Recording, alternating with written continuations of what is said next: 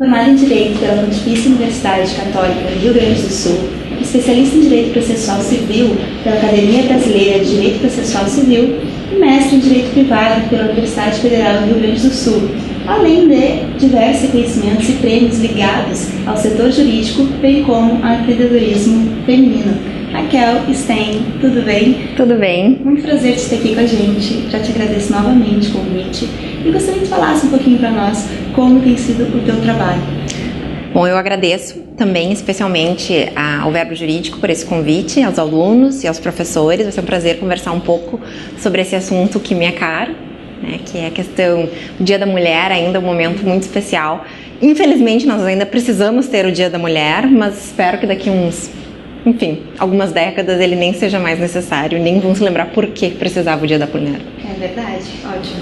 Raquel, hoje tu és sócia da CMT Advogados, né, que é uma grande empresa, e essa conquista realmente é algo muito significativo para o meio feminino, né, e dentro da advocacia. Poderia falar um pouco para nós sobre como tem sido as mulheres dentro do setor jurídico, assim, um panorama para nós? Então, na realidade, nas últimas décadas, as mulheres têm, de uma forma bastante importante, se formado nas faculdades, cada vez mais uma presença com mestrado, doutorado nas bancas acadêmicas. A gente está vendo mais de 50% se formar, então, enquanto a gente é estagiário, né, a gente não consegue enxergar uma grande diferença. Todo mundo, homem, mulher, homem, diversidade, etc.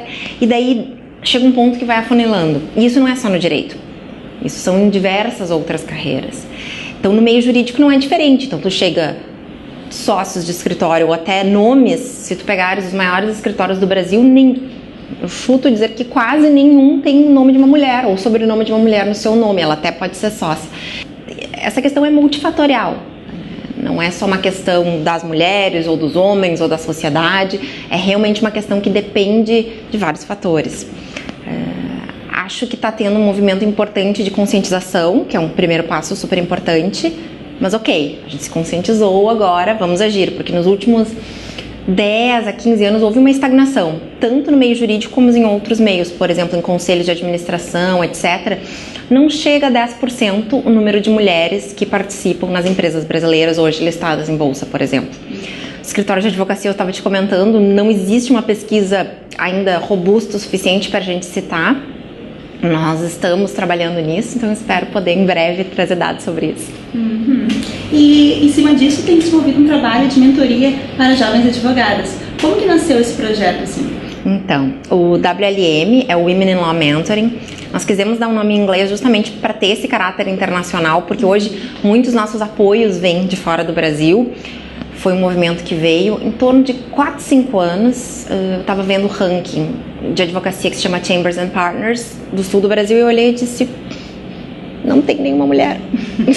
Nenhuma no sul do Brasil inteiro. Eu disse: não é possível, não é possível, nós precisamos ver o que está acontecendo. E com esse acordar que eu tive, eu fui buscar informações, leituras, etc. E nesse contexto eu encontrei um grupo chamado Jurídico de Saias, que são mulheres do mundo corporativo que se reúnem para discutir diversos assuntos. Como eu não podia participar desse grupo, então eu decidi criar um, que era o Advogadas Gaúchas, que é baseado na plataforma da Sheryl Sandberg, que eu recomendo para absolutamente todos os homens e mulheres lerem, de preferência ainda na faculdade. O nome do livro se chama, em português, Faça Acontecer. É um livro sensacional, porque ele te dá aquele clique. Porque a gente pensa que a gente não tem preconceito, a gente pensa que tá tudo ok, que tá tudo superado essa questão de feminismo, etc. E quando a gente vai ler os dados, as pesquisas, é aterrador. Inclusive nós, ela mesma cita, porque nós temos muitos preconceitos inconscientes. Essa é a questão. E a gente, não, mas eu não sou uma pessoa preconceituosa, eu não tenho preconceito contra o A, contra B, contra Y. Então isso é importante. Então o WLM visou trazer algo concreto para esse mundo. Então nós temos um grupo hoje de aproximadamente 40 pessoas. Nós temos mentoras e mentorados de empresas e de escritórios, com advogadas até 5 anos de formada, e a gente faz esse pareamento. Uma pessoa mais experiente, uma pessoa menos experiente. E eu confesso, que já estou no meu segundo ciclo, a gente acaba aprendendo muito mais que elas, eu acho. É muito gostoso isso. É uma mentoria formal, ou seja, a gente tem encontros uma vez por mês, a gente tem um plano. E além disso, a gente tem encontros para diversos assuntos. Nós tivemos palestra com Arthur Bender sobre personal branding, nós divulgamos materiais, leituras e agora este ano nós teremos nosso primeiro fórum, que será no segundo semestre, já convido a todos. Nós teremos o primeiro fórum WLM de diversidade, que nós teremos convidados internacionais também. Muito legal, quero estar nesse fórum também. Assim espero. Raquel, tu tens uma família, né? Tem uma filhinha novinha. E como é pra ti, como mulher? Acho que esse é um grande desafio das mulheres, né, em geral. Como é conciliar tudo isso? O trabalho numa grande empresa, também ainda todo esse teu trabalho voluntário, e a tua filha, como fica?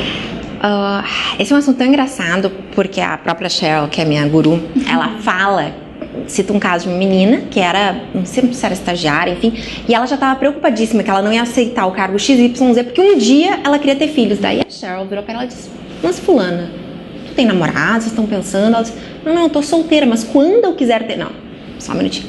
Então uma coisa que eu introjetei, ela fala uma frase em inglês que ela diz assim, ó: don't leave until you have to leave. Ou seja, não saia antes de ter que sair. Não fica sofrendo, antecipando tudo aquilo. Eu vou planejar minha carreira para isso, porque daqui 10 anos, quando eu quiser ter filhos... Primeiro que gravidez é 9 meses. São longos 9 meses. Tem gente que tem muita sorte, como eu, que tive uma gravidez muito tranquila e pôde trabalhar a gravidez inteira. Então, assim, primeira coisa que eu diria é que as mulheres já começam a sofrer com isso antes. Não sofram antes. Então, isso. E número 2, quando de fato chega o momento, tenta estar num lugar como escritório que tu possa conversar sobre uma flexibilidade de horários, e a advocacia tem um pouco disso, né? É diferente, por exemplo, de um médico de hospital. Para o médico trabalhar, ele tem que estar lá em cima do paciente. Então, na advocacia, às vezes, a gente tem essa flexibilidade. E o segundo ponto tem um outro livro também que é... da irmã do Mark Zuckerberg, me faltou o nome dela agora, e ela diz o seguinte, que todo dia de manhã ela acorda e ela pensa: saúde, família, amigos, trabalho, escolhe 2, no máximo 3. Então vai ter dias que tu vai priorizar tua família, por exemplo, tu vai estar fazendo a adaptação da tua filha na escola e tu não vai poder trabalhar, e vai ter dias que tu vai trabalhar até as 8 da noite. Então o equilíbrio, ele não é dia a dia, é um equilíbrio mais global. Tu tem que olhar para tua última semana, para o teu último mês e ver como é que a tua vida tá dividida. E vai ter meses e vai ter semanas, tu vai priorizar mais um e vai priorizar outro. Sim. Não é um grande segredo, mas enfim, é a melhor forma que encontrei de lidar com tudo isso. É verdade. E essa profissão de advogado é uma profissão bem difícil. O que te motivou? O que te inspira hoje? Qual é a motivação que tem por trás disso? Eu sou suspeita, eu amo ser advogada. Sempre amei, nunca quis fazer concurso público. Eu sei que vocês, o setor público e eu não temos assim, eu admiro muito quem tem essa vocação, mas eu não tenho. Eu sempre tive essa vocação para advocacia. Nem a estabilidade, assim, que o pessoal às vezes fala: mas eu vou ser servidora, eu vou ter estabilidade. Assim. Não, nem um pouco. Isso não é uma preocupação na minha vida, porque se tu és bom naquilo que tu faz, tem paixão por aquilo que tu faz, obviamente tu não tem garantia nenhuma do futuro, mas eu seria uma pessoa extremamente estável, mas infeliz. Então, pra mim, isso realmente não é um fator de destaque. Eu acho que se tu faz bem qualquer coisa que tu faz, seja onde tu estiver, tu vai ter oportunidades.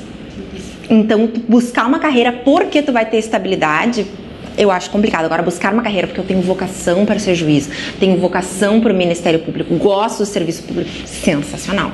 Acho sensacional. E tem pessoas, a gente vê isso, com vocação. Mas o que me preocupa é, às vezes, buscar e, às vezes, já pensando naquela coisa, maternidade, etc. E, às vezes, é engraçado. Obviamente, o número de horas talvez trabalhe menos, mas elas vão ter muito menos flexibilidade de uma pessoa que trabalha no escritório. Então, os dois têm lados positivos e negativos. É engraçado, eu venho de uma família de médicos, tem médicos por tudo que é lado da minha família, e desde a 7ª, 8ª série, não é mais série agora, não sei qual o número seria, eu pensava em ser advogada. Eu sempre gostei muito de ler, argumentar, falar, e acima de tudo eu gosto de estar com pessoas. E eu acho que a advocacia é uma profissão, ainda que tu esteja lidando com empresas, que te permite lidar com pessoas e trazer soluções eficientes e acompanhar os seus negócios. E eu acho que é isso, porque às vezes a gente passa a faculdade inteira, e por isso que é super importante fazer vários estágios pra gente ver. Eu fiz estágio no Tribunal de Justiça, eu fiz estágio em escritórios, eu fiz estágio em diversos órgãos diferentes, pra gente poder sentir o que a gente gosta. É uma garantia? Não. E esse é um outro ponto importante. Por exemplo, a pessoa vai olhar pra mim, não, mas tu fez um pós em processo civil, mas tu trabalha com contencioso hoje? Não, eu não trabalho. Mas foi fundamental pra minha carreira. Então, às vezes as pessoas têm aqui, eu vou escolher o pós ou a carreira e nunca mais vou poder mudar. Não tem isso. Nada está escrito em pedra. A gente vai evoluindo naturalmente com os nossos contatos, com os nossos gostos, com essa situação. Eu acho que isso é bem importante. Essa certeza toda, tu crê que cresceu contigo ao decorrer da tua carreira? Ou quando, há 12 anos atrás, aquela Raquel que prestou exame pra ordem, como que ela era assim? O que tu diria pra essa Raquel? Eu diria pra essa Raquel... Nossa, 12 anos, faz muito tempo. Inclusive, né, a Raquel que estudou, foi nossa aluna. Isso, eu passei, eu me lembro que foi o primeiro ano que eles tinham aumentado o número de perguntas. Isso em 2005, então foi bem desafiador e foi super importante ter um apoio, e mais importante do que o apoio, tu estudar em casa, que isso é fundamental. O que eu diria para aquela Raquel de 12 anos é, primeiro, lê o livro da Sheryl. Lê o livro da Sheryl, porque eu acho que vai te dar ferramentas internas e externas para evoluir com a tua carreira, seja onde for. Eu diria, talvez um pouco de calma. Talvez essa visão que eu tenho agora olhando para trás de que nada é tão definitivo, e que se eu fizer um pós A ou um pós B, esse tempo não vai ser jogado fora, nem as coisas que tu vai... Não existe certo e errado em relação à carreira. Existem escolhas que vão levando a certos caminhos. Acho que isso que é a questão fundamental. Inspirador, lindo mesmo. E assim, Raquel, se tu pudesse escrever um ideal profissional dentro de todas essas questões de equidade entre homens e mulheres e entre tantos outros probleminhas que nós temos, né, no ambiente profissional, como tu escreveria este mundo?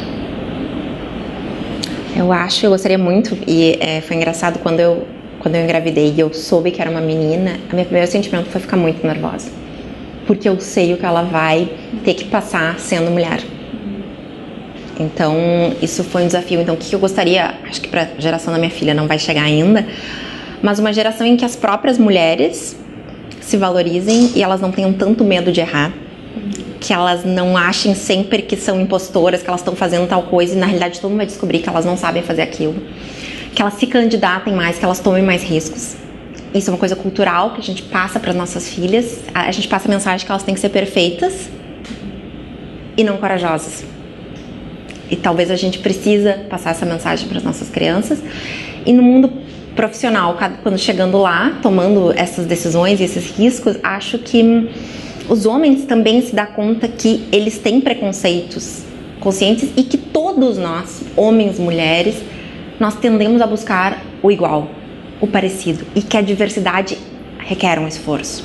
Então seria um mundo em que esse esforço de alguma forma é feito. Então, perfeição, acho que, nem gostaria de usar essa palavra, mas acho que um mundo em que a gente tivesse consciência e ferramentas para buscar, de fato, essa diversidade que traz mais dinheiro para todo mundo. Tem um estudo que trouxe que se as mulheres, ou nós tivéssemos mais diversidade, inclusive de raça, religião, etc., nós aumentaríamos o GDP mundial em mais de 13 trilhões. É um número insano. Ou seja, todo mundo quer mais prosperidade, mais lucro, melhores resultados. Ninguém vai, assim, conscientemente dizer, não, eu não quero isso. Então, eu acho que um mundo em que a gente consiga conciliar essas coisas de uma forma interessante seria muito legal. E tu pudesse deixar agora um recado para as nossas alunas, algo assim, ó, faça isso, não faça isso. Eu acho que seria contra a minha natureza dizer faça isso, não faça isso. Minha natureza seja, escute a si mesma, confia no teu taco.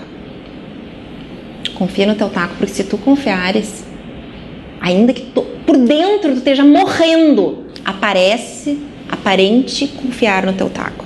Que isto vai aos poucos crescendo e quando se dá conta, tu de fato está confiando em ti mesmo. E esse é o grande desafio.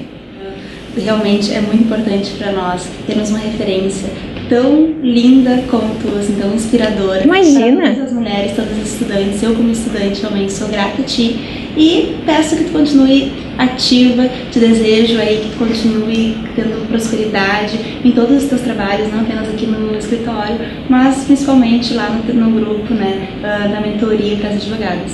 É isso aí, Raquel. Sim, esperamos todas as alunas do Verbo em breve. Fiquem atentas aos meios de comunicação para poderem participar também. E, mais que nada, uma coisa também, às vezes não fica esperando um programa ou uma pessoa, etc. Conversa com a sua colega. Talvez ela tenha uma experiência também interessante. A gente se dá conta fazendo mentoring que tu não precisa uma pessoa também, a que seja, talvez uma troca com um colega, uma pessoa de confiança. É tão importante quanto ter aquele programa de mentoria formal. Verdade. Então, pessoal, desejamos a todas as nossas alunas, todas as nossas advogadas, promotoras, juízas, a todas as mulheres que estão acompanhando o nosso blog, um feliz Dia da Mulher, que realmente todos os nossos discursos possam ser postos em práticas e a gente consiga transformar esse mundo, né, Raquel? Com certeza.